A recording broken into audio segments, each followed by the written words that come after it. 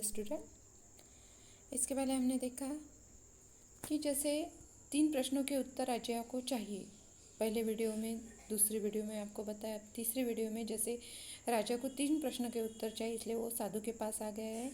अब साधु जो काम कर रहा है तो वो राजा करने के लिए शुरुआत कर देता है और राजा साधु को उत्तर पूछता है। अब उत्तर जैसे साधु को उत्तर पूछता है और जैसे साधु का काम खुद करने लगता है। और साधु ने तभी उत्तर न दिया, हाँ, फावड़ा लेने को हाथ बढ़ा दिया। हाँ कह के जैसे उत्तर नहीं दिया और फावड़ा जैसे लेने के लिए हाथ बढ़ा दिया, लेकिन राजा ने फावड़ा न दिया। यानी जो काम साधु कर रहा था फावड़ा लेके ज़मीन खोदने का, तो राजा ने वो फावड़ा फिर से साधु के हाथ में नहीं दिया और खुद उसे जैसे साधु काम कर रहा था तो राजा ने फावड़ा ले लिया, राजा करने लगा और फिर प्रश्न का उत्तर पूछने लगा। फिर राजा ने फावड़ा साधु के हाथ में न दिया और खोदता ही रहा, यहाँ तक कि सांझ हो गई, यानी अब शाम का समय हो गया था। तब राजा ने फावड़ा ज़मीन पर रख दिया और बोला, महाराज, मैं तो आपसे अपने प्रश्न का उत्तर लेने आया था। यदि आप कोई उत्तर नहीं दे सकते तो मैं लौट जाता हूँ। महाराज ने बोला कि मैं अपने प्रश्नों के उत्तर ढूंढने के लिए यहाँ पे आया था, पर आपने मुझे किसी भी प्रश्न का जैसे जवाब नहीं दिया। अब मैं यहाँ से लौट जाता हूँ। अब साधु बोलता है, साधु देखो, कोई भागा आता है। साधु का बोलना है राजा से कि कोई भागा आता है। राजा ने मुंह फेर कर देखा कि एक दाढ़ी वाला मनुष्य जंगल की ओर से दौड़ता आ रहा था। यानी साधु ने बोला कोई भागा आता है और राजा ने क्या किया, इधर उधर मुंह देखा तो एक दाढ़ी वाला मनुष्य जंगल की ओर से दौड़ता आ रहा है। उसने अपने पेट को हाथों से दाब रखा था और हाथों के बीच से रुधिर, जैसे उसका रुधिर है वो बह रहा था। रुधिर यानी रक्त, खून। तो दोनों हाथों से अपने पेट दबाए हुए था और हाथों के बीच में वो रुधिर दबाए हुए था, यानी रक्त को दबाए हुए था। राजा के पास पहुंचकर वो बेसुध हो गया, यानी जैसे राजा के सामने जाके वो गिर गया, ज़मीन पर नीचे गिर गया। राजा और साधु ने कुर्ता उठाकर देखा तो उसके पेट में बड़ा भारी घाव था। राजा और साधु क्या किए कि उसको क्या लगा, इसलिए उसका कुर्ता ऊपर किया तो उसके पेट पर बहुत बड़ी जख्म आई हुई थी। राजा ने घाव को पानी से धोकर अपना रुमाल उस पर बांध दिया। फिर राजा ने क्या किया कि उस घाव पर अपना रुमाल गीला किया और उस घाव पर बांध दिया। रुधिर अब खून कैसे बंद हो गया। कुछ समय पश्चात मनुष्य को सूद आई, पानी मांगा। कुछ समय के बाद क्या हुआ कि मनुष्य अब थोड़ा सा उसे, जैसे वो सूद नहीं थी तो अब जैसे वो थोड़ा सा रिलैक्स हो गया और जैसे पूछने लगा और पानी मांगने लगा। राजा ने तुरंत जल लाकर मनुष्य को पिलाया। राजा ने उसे जल पिलाया। इतने में सूर्यास्त हो गया।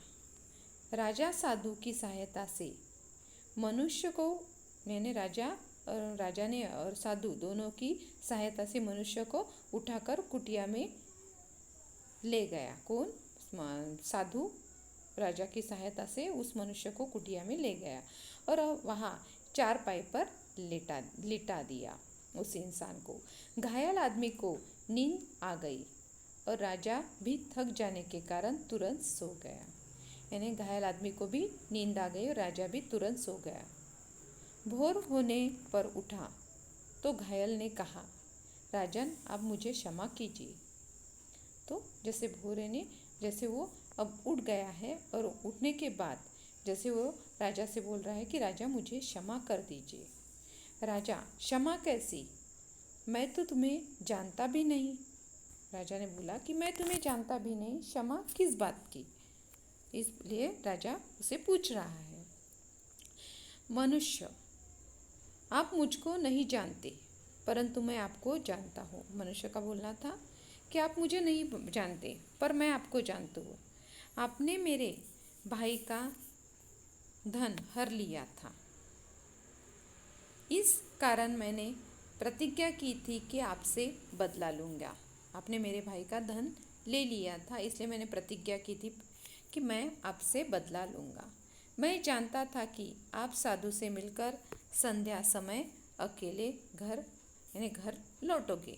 जैसे साधु से मिलने आए थे राजा, तो उस संध्या समय के बाद जैसे अकेले घर लौटेंगे, इस कारण मैं जंगल में क्या कर रहा था, जैसे वो मनुष्य छिप रहा था कि उससे राजा से बदला लेना था। इसलिए आपके सिपाही ने मुझे वहाँ देखकर पहचान लिया और मुझे गोली मारी। राजा के सिपाही ने क्या किया कि उसे पहचान लिया और उसे गोली मारी। मैं भागकर यहाँ आया। यदि आप मेरा घाव न बंद करते तो मैं अवश्य मर जाता।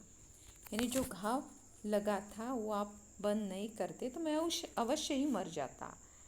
आपने मुझ पर बड़ी दया की है। यानी मनुष्य का बोलना था कि आपको मारने के लिए मैं आया था और आपके ही जो सिपाही थे उन्होंने मुझे पहचान लिया और मुझ पर गोली चलाई। गोली चलाने के बाद जैसे मैं घायल हो गया और घायल होने के बाद मैं आपके पास आया और आपने मेरे ऊपर दया दिखाई। मैं आपको मारना चाहता था, परंतु आपने मेरी जान बचा ली। मनुष्य का बोलना था कि मैं आपको मारना चाहता था, पर आपने मेरी जान बचा ली। अब भविष्य में आपका दास बनकर सेवा करूँगा, आप क्षमा करें।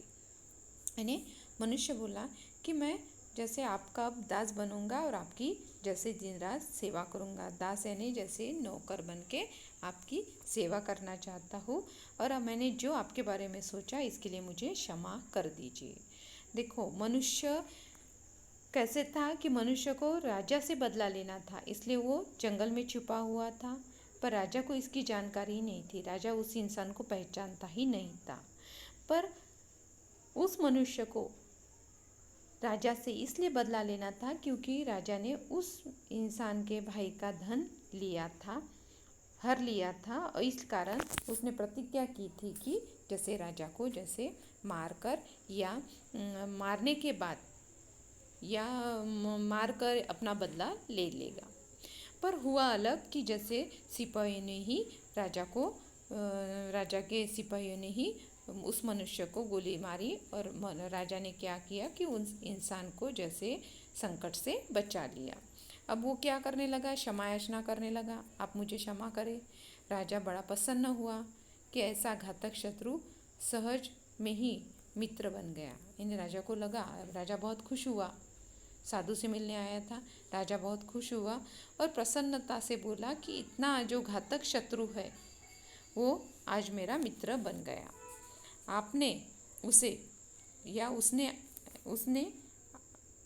जैसे ये आपस में चर्चा चल रही थी, उसने अपने वैद्य को और उसकी दवा जो वैद्य ने उसे दवा दी थी, जैसे वैद्य यानी जैसे साधु था, उसकी दवा करने को या वह भेजा था। और जैसे राजा इसलिए प्रसन्न था कि जैसे ऐसा शत्रु भी एक दिन अपना मित्र बन जाएगा, क्योंकि वही जो मित्र बना था वही उसका जो बहुत घातक शत्रु बन चुका था, पर सहजी भाव से वो उनका मित्र बन गया।